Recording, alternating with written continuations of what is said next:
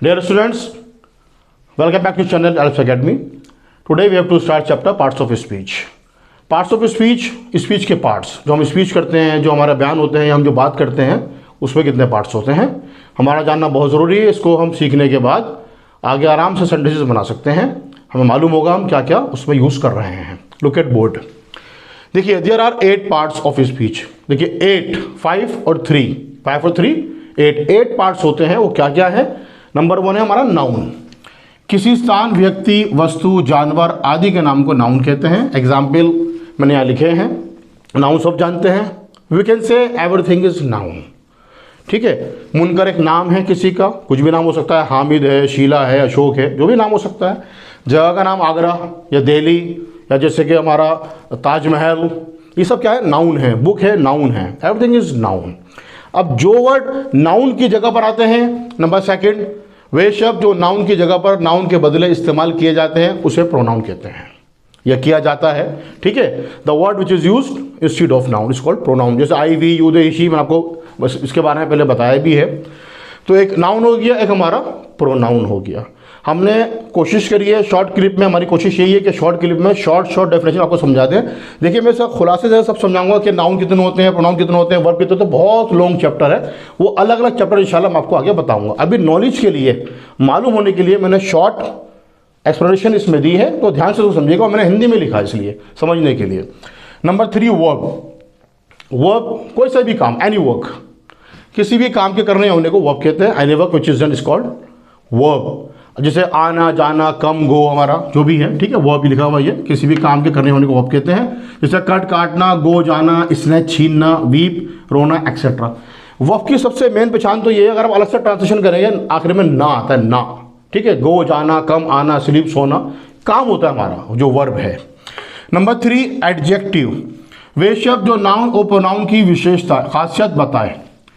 जो भी वर्ड है हमारा किसी नाउन के बारे में या प्रोनाउन के बारे में जो अच्छाई बता रहा है या बुराई बता रहा है, उसकी खासियत, इंपॉर्टेंस बता रहा है, ठीक है, तो उसे क्या बोलेंगे हम? उसे एडजेक्टिव बोलेंगे। जैसे Hamid is a good boy, तो जो गुड वर्ड है, गुड, वो हमारा क्या कहलाएगा? वो हमारा एडजेक्टिव कहलाएगा। She is very vice girl, ठीक है ना, या वाइस लेडी। वाइस यानी कि अक्लमंद। बहुत सारे वर्ड्स होते हैं जो एडजेक्टिव हमारे जो खासियत बताए नाउन की या प्रोनाउन की। माई फादर इज टॉल, तो टॉल वर्ड जो होगा हमारा वो एडजेक्टिव होगा। ठीक है, जिसे हम हिंदी में क्या कहते हैं? यस, विशेषण कहते हैं। नंबर 5 हमारा एडवर्ब है। वे शब्द जो वर्ब की, देखिए वर्ब फिर एडजेक्टिव की, यानी कि वर्ब और एडजेक्टिव की या इसके अलावा किसी अन्य एडवर्ब की, जो एडवर्ब होता है उसकी और बढ़ा चढ़ाकर उसकी विशेषता बताए। विशेषता जैसे वर्ब के बारे में हमने कहा द कार रन्स फास्ट।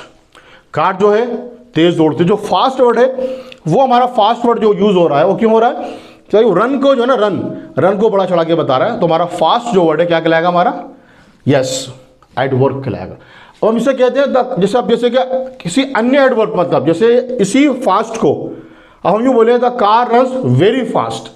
अब फास्ट हमारा एडवर्ब है, लेकिन इसको और बढ़ा दिया वेरी वर्ड ने, तो वेरी भी जो हमारा वो भी हमारा क्या कहलाएगा? वो भी एडवर्ब भी कहलाएगा। यानी कि एडवर्ब को और एक वर्ड आके और उसे बढ़ा रहा है। जैसे गुड, गुड हमारा क्या है? She is very good, this dress is good. अब इस तरीके से वेरी गुड कर दें। अब गुड हमारा एडजेक्टिव है, एडजेक्टिव को और बढ़ा दिया वेरी ने, तो वेरी वहां पे क्या हो गया हमारा? एडवर्ब कहलाएगा। आगे और इसको इंशाल्लाह डिफाइन करेंगे बहुत अच्छे तरीके से।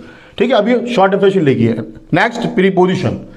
वे शब्द जो नाउन और प्रोनाउन के संबंध, यानी कि नाउन और प्रोनाउन, इसका जो ताल्लुक है नाउन प्रोनाउन का, को वाक्य में जो सेंटेंस हमारा है मौजूद दूसरे शब्दों से जोड़े। यानी कि सेंटेंस में बहुत सारे वर्ड्स हैं, कुछ वर्ड्स ऐसे होते हैं जो नाउन को, प्रोनाउन को दूसरे वर्ड से जोड़ते हैं।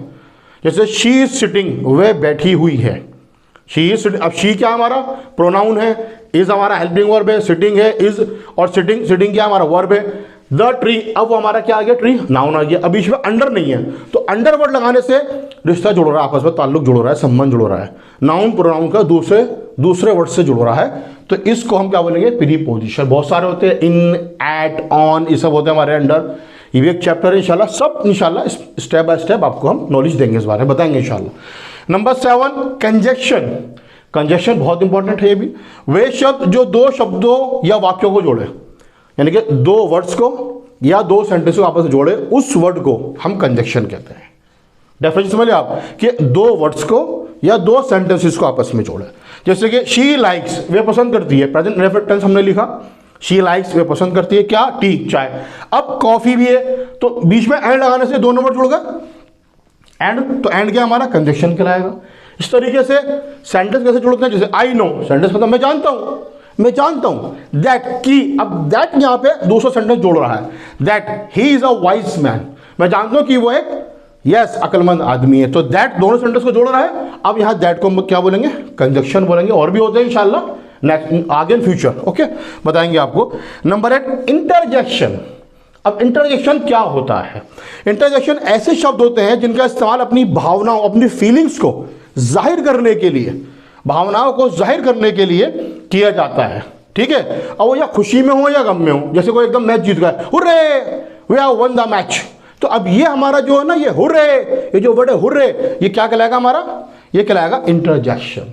अफसोस, अफसोस के लिए क्या, जैसे कि एलास ही इज डेड, अफसोस के लिए एलास आया, तो एलास क्या हुआ, इंटरजेक्शन। ओके, आई थिंक आपको समझ में आ गया होगा। ये आपके सामने लिखा हुआ है, इसको थोड़ा पढ़ सकते हैं, याद कर सकते हैं। बाद में चिल्ड्रन को डिफाइन करेंगे हम। अब आगे हमें इंशाल्लाह बहुत जल्दी सेंटेंसेस स्टार्ट करने हैं, सेंटेंस बनाना सिखाना है, आगे टेंसेस मुराद शुरू करने हैं। इसको अगर समझेंगे बहुत आराम से वो समझ में आएंगे आपके इंशाल्लाह। अब आपसे बहुत जल्दी इंशाल्लाह नेक्स्ट बोर्ड लगा दोगी। तब तक हमारे साथ बनने के लिए subscribe channel and like videos and share also, comment also. Okay, thank you.